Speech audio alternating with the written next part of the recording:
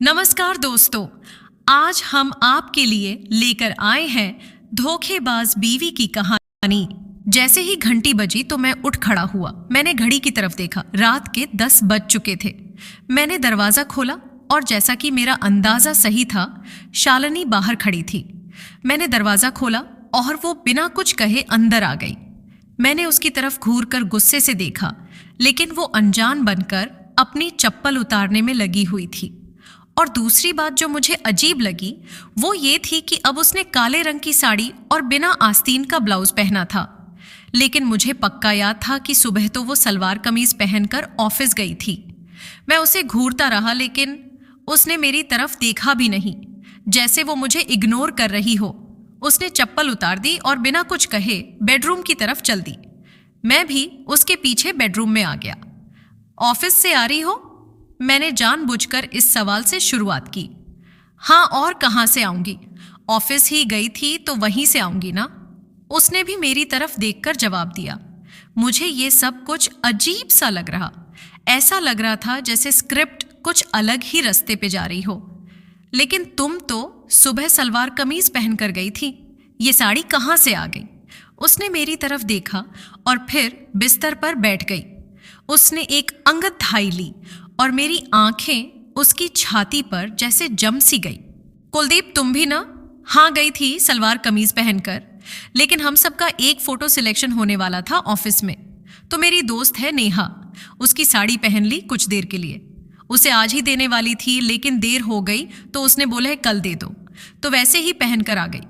अच्छी है ना? सोच रही थी कि ऐसी ही एक मैं भी ले लूं। वो मुस्कुराकर कितनी आसानी से झूठ बोल रही थी। मैं यकीन नहीं कर सकता था कि कितनी आसानी से आंखों में आंखें डालकर झूठ बोल रही थी। अच्छा, नेहा ने साड़ी दी तुम्हें? और कितना झूठ बोलोगी शालिनी, शर्म नहीं आती तुम्हें? अचानक मेरा गुस्सा फुट पड़ा और आगे बढ़कर मैंने गुस्से में शालिनी के गाल पर एक तमाचा जड़ दिया। शालिनी ने भी गुस्से से मेरी तरफ देखा और फिर वो फुट फुट कर रोने लगी। वो बिस्तर पर लेट गई और रोने लगी। अब रोने से क्या फायदा? जब विक्रम के साथ गूल छर्रे उड़ा रही थी तब तो रोना नहीं आया तुम्हें। मैं गुस्से से उस पर चिल्लाया। वो अगले कुछ पल वैसे ही रोती रही। मैं उस पर वैसे ही चिल्लाता रहा, लेकिन उसके बाद जैसे शालिनी कुछ बदल गई। शालिनी ने चेहरा मोड़कर मेरी तरफ देखा और फिर वो उठकर खड़ी हुई। उसकी आंखों में भी वही गुस्सा था जो मेरी आंखों में था। क्या हक था उसे गुस्सा करने का? बेईमानी तो उसने की थी, धोखा तो उसने मुझे दिया था। अच्छा हुआ तुम्हें पता चल गया। मैं खुद तुम्हें बताना चाहती थी, लेकिन समझ नहीं आ रहा था कि कैसे कहूं। उसने अपनी आंखों में से आंसू पोंछ दिए और फिर उसने अपना पर्स उठाया। क्या कहोगी शालिनी? अब कहने को क्या बाकी रह गया है तुम्हारे पास? मैंने गुस्से से उसकी तरफ देखकर कहा। कहने को तो बहुत कुछ है कुलदीप, वैसे तुम्हें कैसे पता चला? उसने पर्स में अपना फोन उठाया और पर्स फिर से बिस्तर पर रख दिया। अब वो एकदम शांत हो चुकी थी। उसने बिस्तर की तरफ इशारा करते हुए मुझे बैठने को कहा। पता नहीं क्यों, लेकिन उसकी आंखों में अब अजीब सी ताकत आ गई थी। ना चाहकर भी मैं बैठ गया। ये सब नाटक बंद होना चाहिए, मैंने उसकी तरफ इशारा करते हुए कहा, लेकिन उसने मेरी आंखों में देखकर अपना सर हिलाया। नाटक? कुलदीप, ये नाटक नहीं है, जिंदगी है मेरी। उसने मेरी आंखों में आंखें डालकर कहा, जैसे कि ये मेरी जिंदगी थी ही नहीं। और मेरी नहीं है? क्या मजाक कर रही हो तुम? विक्रम के साथ क्या चल रहा है तुम्हारा? अब तो कोई शक भी नहीं है मुझे। सब देखकर आया हूं मैं। तुम्हारे ऑफिस के पास जो बिल्डिंग है और उसमें तुमने और विक्रम ने जो घोंसला बनाकर रखा है, सब देख चुका हूं मैं। ये सुनकर एक पल के लिए शालिनी की आंखें चौंक सी गई, लेकिन अगले ही पल वो संभल भी गई, जैसे कि वो इस बात की अपेक्षा ही कर रही थी। तुम काव्या से मिले थे? उसने आंखें ऊंची करके पूछा। मैंने सीधा जवाब देना सही नहीं समझा, लेकिन मेरी हिचकिचाहट से शालिनी को अपना जवाब मिल गया।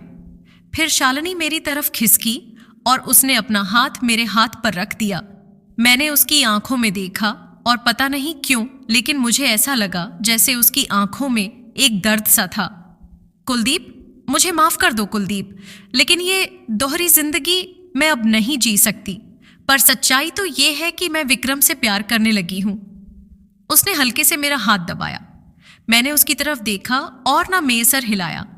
शालिनी, ये क्या कह रही हो तुम? अब मेरा गुस्सा काम हो गया था और एक अजीब सा डर मेरे दिल पर छा रहा था। प्यार? शालिनी प्यार जैसा लफ्ज विक्रम जैसे गुंडे के लिए कैसे इस्तेमाल कर सकती थी?